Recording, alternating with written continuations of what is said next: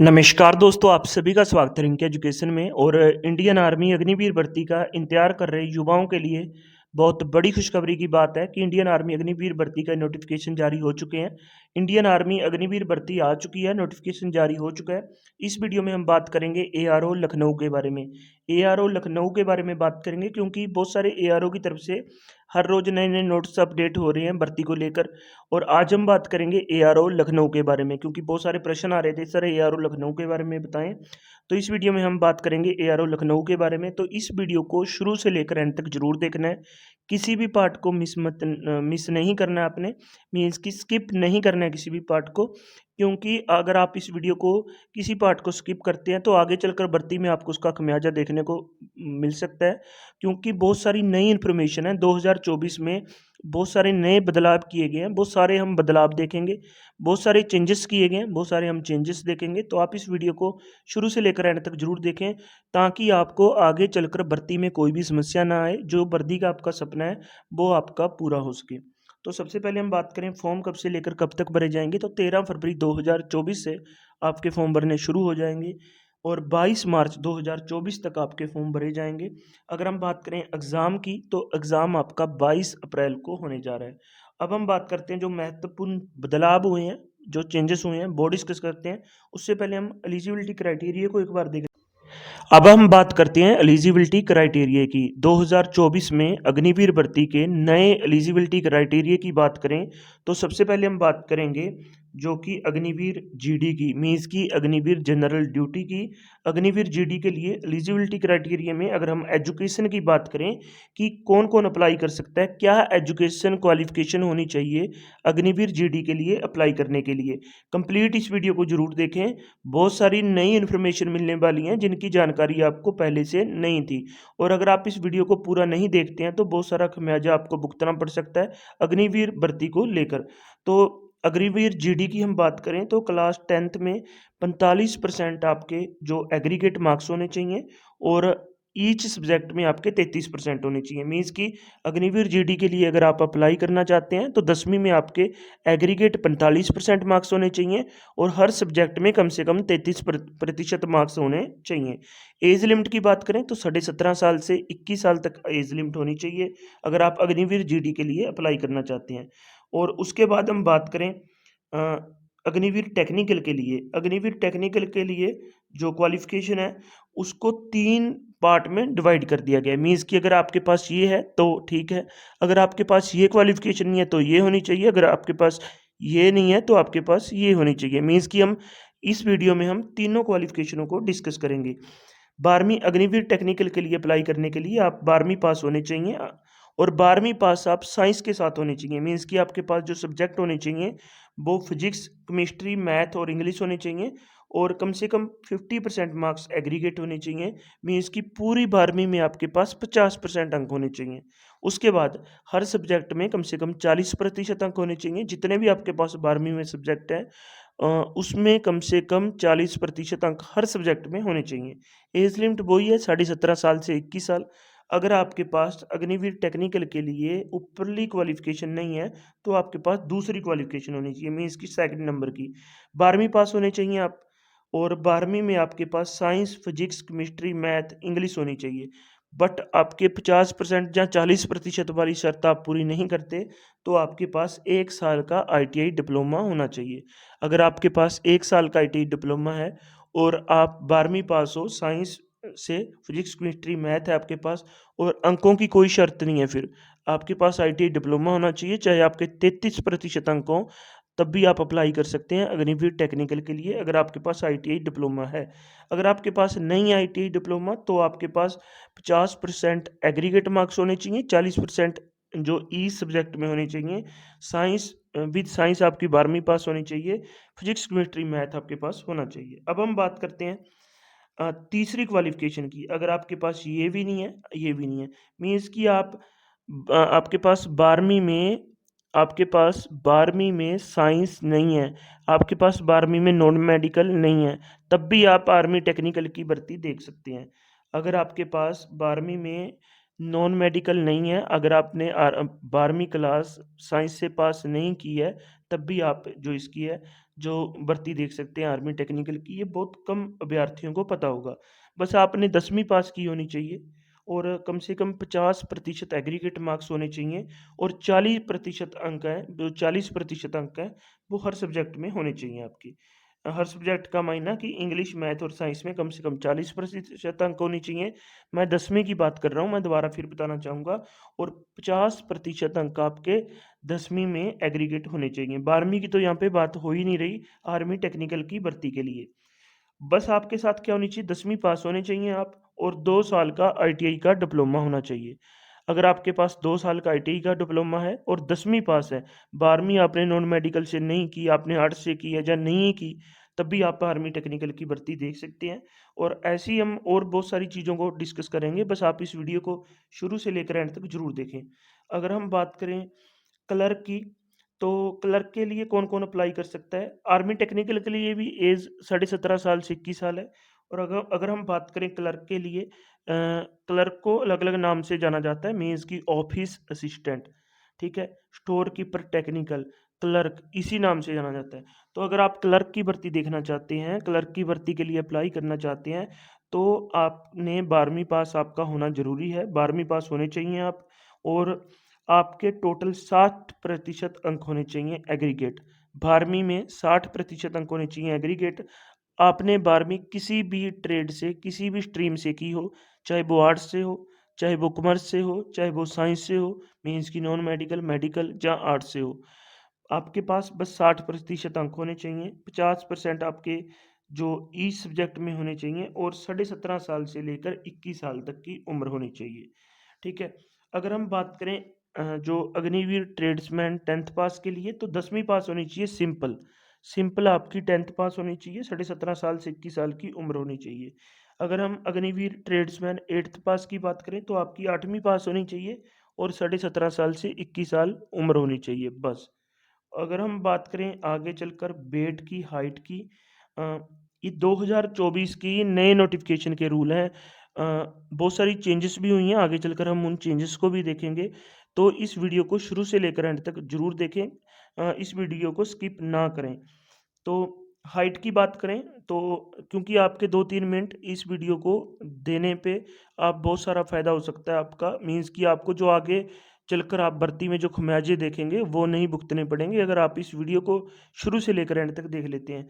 अग्निवीर, अगर हम हाइट की बात करें, तो अग्निवीर जीडी के लिए जो हाइट है वो 170 सेंटीमीटर है। अग्निवीर टेक्निकल के लिए जो हाइट है वो 170 सेंटीमीटर है।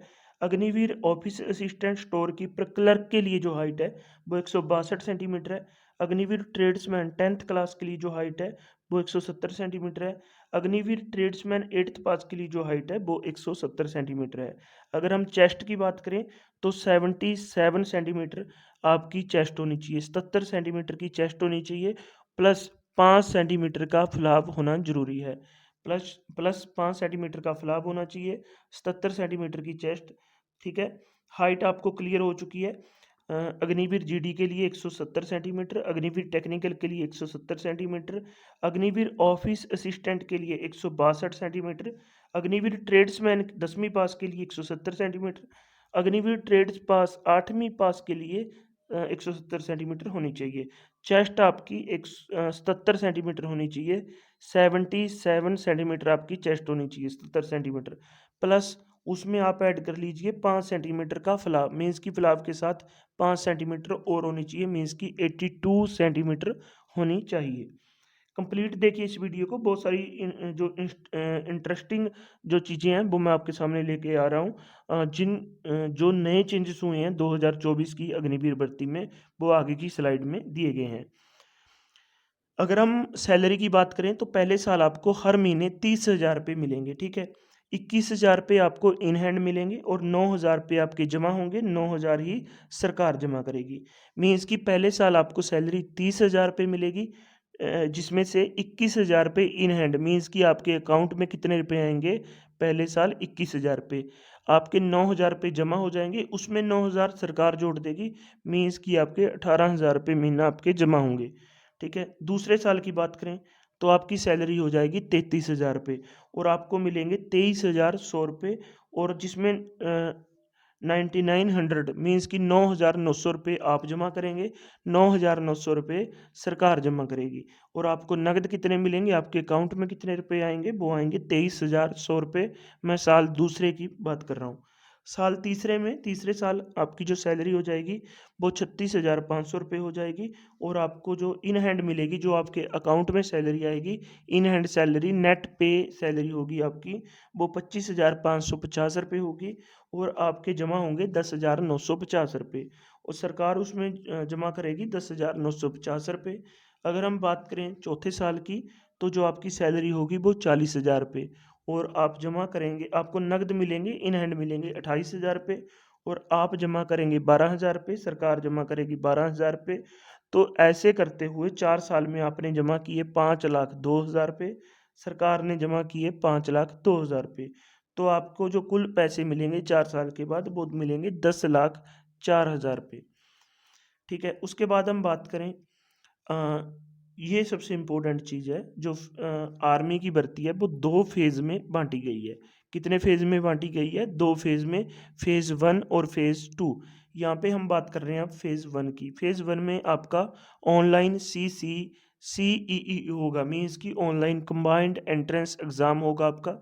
और इसके लिए सबसे पहला आपका, अगर हम, बहुत सारे बच्चों का प्रश्न है कि सर पहले एग्ज़ाम होगा या पहले आपका फिजिकल होगा, तो मैं क्लियर बता देना चाहता हूँ, पहले एग्ज़ाम होगा फिर फिजिकल होगा।